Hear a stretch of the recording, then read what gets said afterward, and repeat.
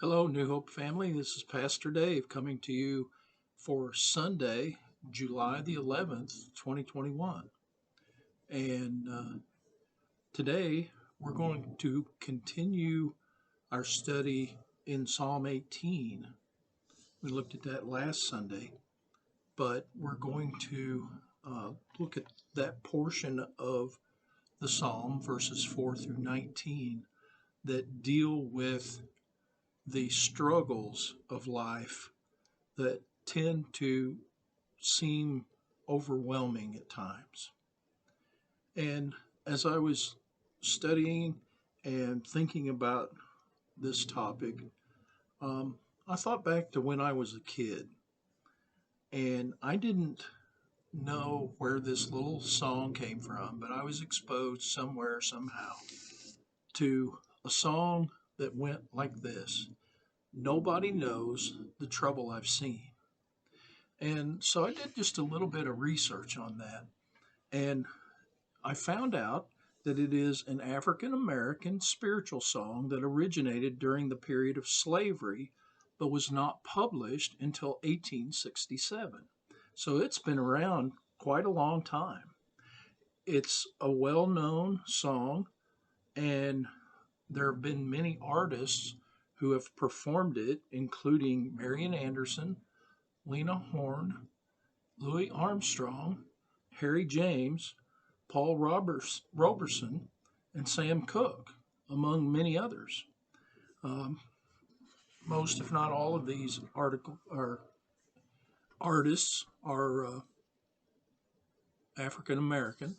They're they're Black Americans, and we know that that period of slavery was a terrible travesty in our nation's history. But it expresses how we feel sometimes when we think about those words: nobody knows the trouble I've seen. And yet, what we're going to find out today as we look at Psalm 18 and some portions of Psalm 55 and also of Psalm 40, um, that when we walk with God and we experience the music of life with God, which is this series we're in the midst of, and we find ourselves in those times where nobody knows the trouble I've seen, yet I am delivered when I turn to God. And so that is the lesson title today. Nobody knows the trouble I've seen, yet I am delivered. And still thinking about my younger years. When I was 17, I had a 1968 Pontiac Tempest. It was a straight six, and it would giddy up and go. But over the course of that year, I had three accidents. Two of them were not my fault. And the only one that was, I was out at Daisy Delight on East McCarty in Jefferson City and was backing out of a parking place and backed into another car. And so my insurance had to pay for the damages that had been done to that other car. Found out later on that it appeared that there had been previous damage in a similar area that I had struck, but because I was the most recent, it fell on me. The other two were something that um, has bothered me in their injustice. Um, One was when I was driving my car after high school. I was in a parking place over by Jeff City High, trying to get out. We were packed in there along whatever street that was pretty tightly, and I had to back up a little bit and try to sneak the front of my car out a little bit, and I was going to have to back and pull forward and back and go forward until I could get clear of the car in front of me. without hitting the car behind me. Well, I had started that process, and I had barely got the corner of my car out beyond the line of cars when a car came racing up the street, going way over the 20-mile-an-hour speed limit that was allowed in that school zone. And that car sideswiped me. And the only damage it did to my car was it put a little crease in the bumper and popped off my headlight chrome. And that was it. And I had people in the car with me. And there was a lady, and she was waiting for her daughter who was parked in the car behind me. And those witnesses would swear when this all went to a court case that my insurance company was going to try to get out of having to pay for damages to the car that had sideswiped me, and that car suffered a whole lot more damage than mine. It had torn the chrome strips off the side, the trim strips down the doors, and it had wrinkled from front fender to back fender all the way down the side of that car. But I was 17. The other driver was a mature woman who had just picked up her daughter down by the crosswalk and had went racing up the road, jabbering away with her daughter. And the reason it was my fault was because they said I pulled out into her. But I didn't. And I had 5 witnesses that would swear to that. But that didn't matter because that woman was the wife of a high-ranking highway patrol officer. So here I am, guilty again. So my insurance took care of that. And 3 strikes and you're out, right? I'm driving home after school one day, going down Bacardi Street, taking some other kids home with me to drop them off on my way home. And this car up ahead of me pulled over to the curb. They had their right blinker on, pulled over to the curb. Next thing I know, just as I'm about to get upon them, they pull out to do a U-turn, and I T-boned the person. Well, that was my fault because they pulled out in front of me. How was I supposed to know they were going to pull a U-turn? They had put their blinker on to get over to the curb. But there you go, 17-year-old. I've seen those as injustices in my life. And that's just one little thing. You know, I could have suffered a whole lot worse. Totaled my car, so I had to get a different one. And bless her heart, my mom ponied up the high cost insurance for a teenager that had had 3 accidents within a year. But life brings difficulties, hard circumstances, trials and tribulations. So nobody knows the trouble I've seen. Nobody knows the trouble you've seen except you and God. Jesus in John 16:33 told us, in the world you will have tribulation. Well, as we look at Psalm 18, we're going to see that throughout his life, David, the man after God's own heart, suffered tribulation many times and in many ways. He was hated and pursued by Paul for years, even after Samuel had anointed him to be the next king of Israel. Saul lived on for a good decade or more before David could become king. Actually, it may have been more like 20 years. And Saul came to hate David because he had killed Goliath in a mighty act of faith by the power of God. And his praise from the people and his standing with the people was higher than that of Saul. Because if you remember, back when Saul was anointed king. He was a head taller than any other man around, and he was, you know, muscular. He was a handsome fellow, but the people, after that battle with the Philistines where David killed Goliath, loved David more than Saul. And so Saul hated him, and he pursued him all those years, trying to catch him and kill him. During that time, there were a couple times he was forced to live among the enemies of Israel. He actually took his family over to Moab, his mom and dad, and had them live among the Moabites for a time so that they would be safe from Saul. And later on, in that time period when Saul was still pursuing him, he actually lived among the Philistines, who were the sworn enemies of Israel.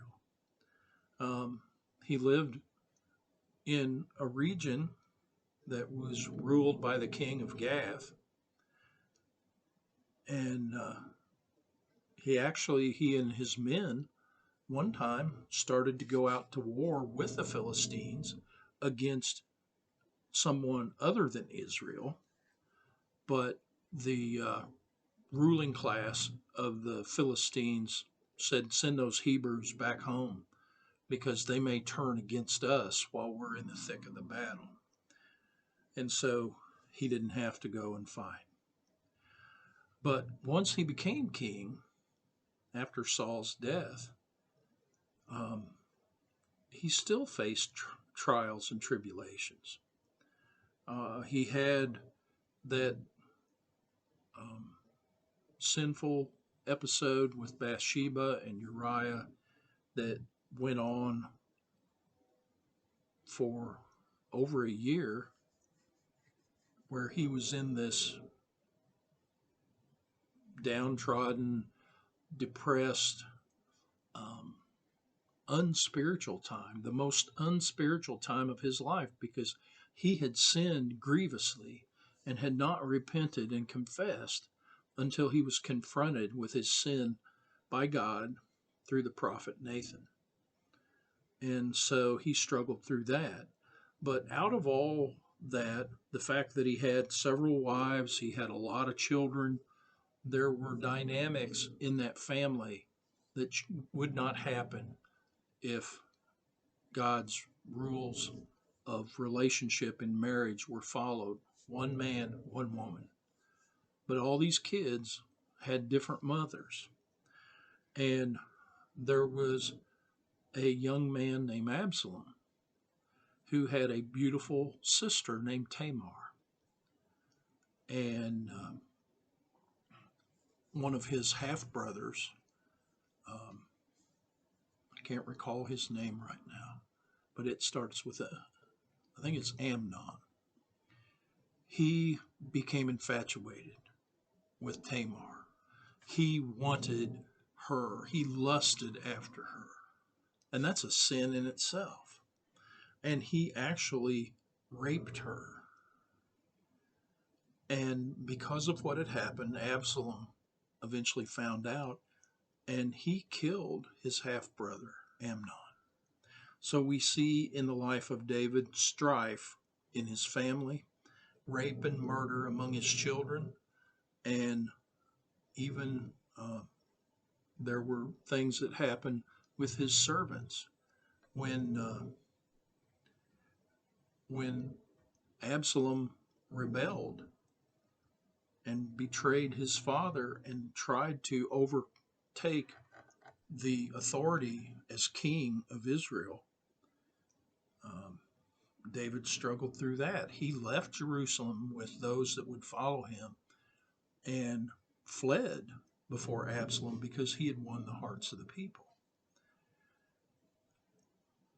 And eventually, Absalom, even though David had ordered no one to harm him, was murdered as he had gotten caught by his hair in a thicket and was run through with spears by Joab, the general of David's armies. And so there was the betrayal of the servants. There was a time when David was overtaken by pride to do a census of the people so he could see how great his army was in Israel and Judah. But God had forbidden him to do that. And he did it anyway.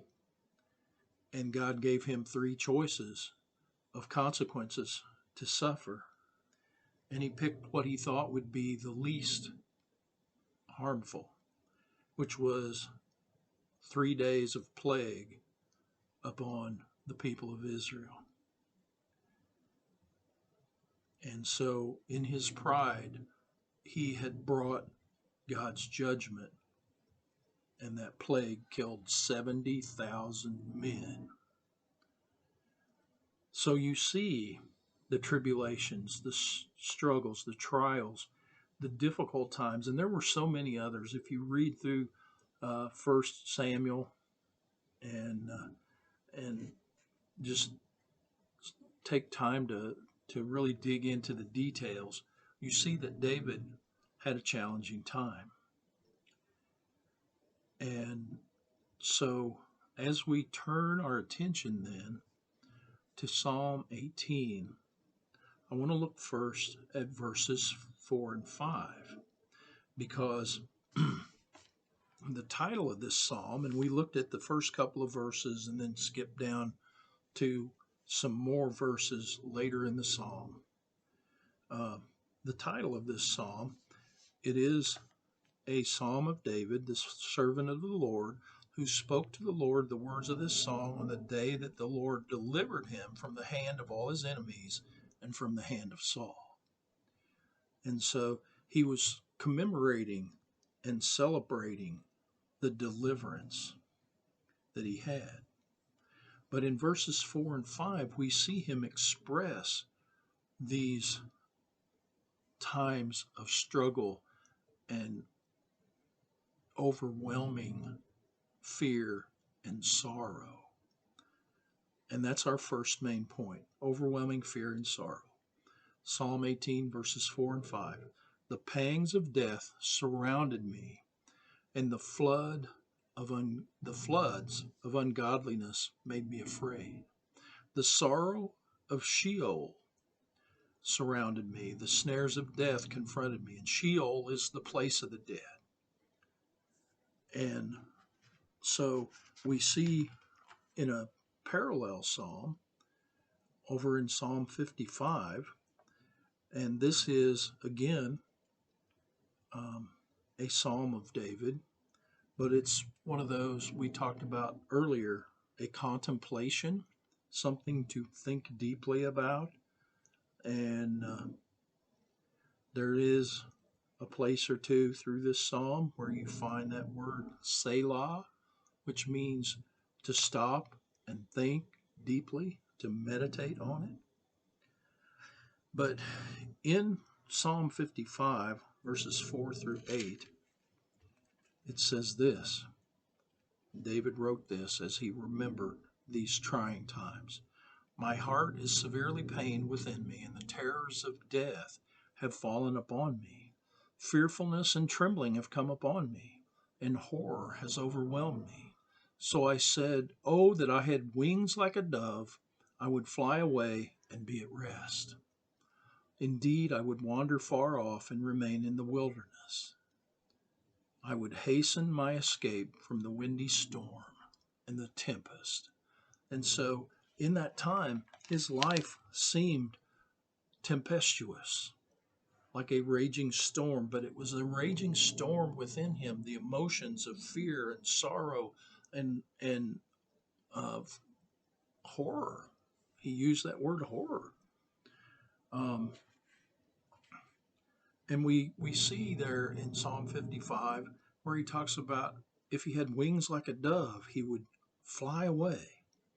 So when overwhelming fear and sorrow come upon us, how do we respond? Well, so many times when we have troubles, we have the desire to flee from our troubles, don't we?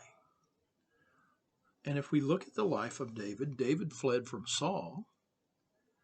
David fled from God in his sin against Bathsheba and Uriah. And David fled from Absalom. And so you can understand how this is a natural human response. But the right response in all circumstances, even the hard ones, is this. Back in Psalm 18, verse 6, in my distress, David writes, I called upon the Lord and cried out to my God. He heard my voice from his temple, and my cry came before him, even to his ears. And so, what do we see there? Well, first off, it says he cried out to the Lord. So, when we have hard times and we are fearful, we are sorrowful, we are worried, we are depressed, whatever it may be, the right response in those circumstances is to cry out to the Lord. And if we look at Psalm 40, verse 1, it tells us that we are to wait upon the Lord to respond because we want immediate relief. But sometimes God leaves us in those circumstances to soften us, to be more tender and loving and dependent upon Him. Psalm 40, verse 1 says, I waited patiently for the Lord, and He inclined to me and heard my cry. And this is another psalm that David wrote, Psalm 40. So we have that overwhelming fear and sorrow that comes into our life. We need to remember the right response in all circumstances. Cry out to the Lord and wait upon the Lord to respond. Thirdly, we want to look at God's mighty response, knowing that in faith and trust, He will respond in unbelievable ways because He loves us so much.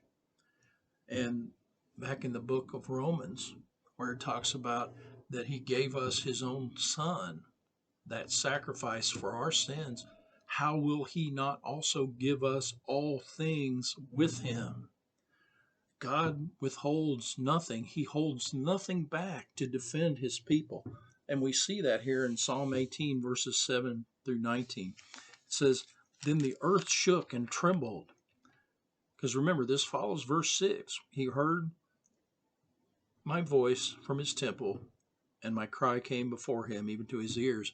And so verse 7 then plunges into God's response, the mighty response of God. The earth shook and trembled, the foundations of the hills also quaked and were shaken. Because He was angry, smoke went up from His nostrils, and devouring fire from His mouth. Coals were kindled in it. He bowed the heavens also, and came down with darkness under His feet. And He rode upon a cherub and flew. He flew upon the wings of the wind. He made darkness His secret place. His canopy around Him was dark waters and thick clouds of the skies. From the brightness before Him, His thick clouds passed with hailstones and coals of fire. The Lord thundered from heaven, and the Most High uttered His voice. Hailstones and coals of fire. He sent out His arrows and scattered the foe. Lightnings in abundance, and He vanquished them. Then the channels of the sea were seen. The foundations of the world were uncovered. At your rebuke, O Lord, at the blast of the breath of your nostrils. And here's the ultimate end of God's mighty response. David continues to write, He sent from above, He took me, He drew me out of many waters, He delivered me from my strong enemy. from those who hated me, for they were too strong for me. They confronted me in the day of my calamity, but the Lord was my support. He also brought me out into a broad place. He delivered me because he delighted in me. And those truths that we see in verses 16 through 19 are the very truths about how God will respond when we cry out urgently. And back in Psalm 40 again, let's look at verse 2. David wrote here, He also brought me up out of a horrible pit, out of the miry clay, and set my feet upon a rock, and established my steps. And that rock is Jesus Christ. So understand this. Remember back there at the beginning, I shared with you the first part of John 16:33, where Jesus said, In the world you will have tribulation. How did that verse end? Well, Jesus said these words, But be of good cheer. I have overcome the world. So in other words, rejoice in your relationship with Jesus, because he is the power of God and the person of God who will deliver you. He has delivered you from the bondage of sin and brought you into the kingdom of his Father and of himself. And you are loved and delighted in beyond measure. So I want to close with this. Your proper response to God's deliverance. This is what it should be. Psalm 40, verse 3. David writes, He, meaning the Lord, has put a new song in my mouth. Praise to our God. Many will see it and fear and will trust in the Lord. As you go through the difficult circumstances of life and you cry out to God and you wait upon his response and you see the mighty hand of God at work in your life, delivering you from that difficult, overwhelming circumstance, whatever it may be, then you should have wondrous joy and praise in your mouth, in your heart, to worship God and give him thanks, to praise him always for what he's done. Because as you respond to those hard times, others are watching you, and they will see it, as Psalm 40 verse 3 says. Many will see it and fear. And that doesn't mean they will fear you, but it means that they will fear the judgment of God upon sin. They will come to an understanding of right reverential awe over the God that you serve.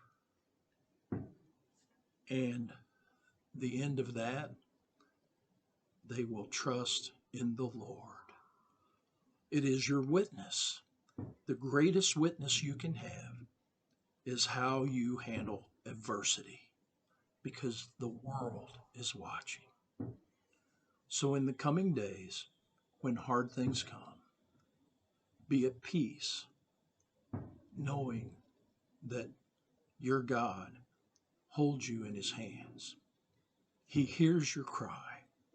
He will respond in a mighty way and deliver you through that circumstance or out of that circumstance as he sees fit, because he is our sovereign God and Lord. And let that be a mighty witness in the world, so that some will grasp the awe of who God really is and will trust in him and come to faith in Jesus Christ. May you be blessed in the coming days. I will see you next week with a new message. And I'm praying for you just as you pray for me. God bless.